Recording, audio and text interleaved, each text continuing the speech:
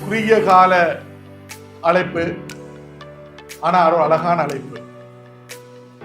இங்கே இந்த குழந்தைகளை பார்க்கும் பொழுது மிகவும் ஒரு மகிழ்ச்சியான ஒரு அழைப்பாகவும் ஒரு பெருமைப்படக்கூடிய அழைப்பாகவும் இதனை பார்க்கின்றேன். அதற்காக இந்த அழைப்பினை எனக்காக வழங்கிய பாடசாலையினுடைய தலைவர், அதனுடைய நிர்வாக சபை உறுப்பினர்கள்,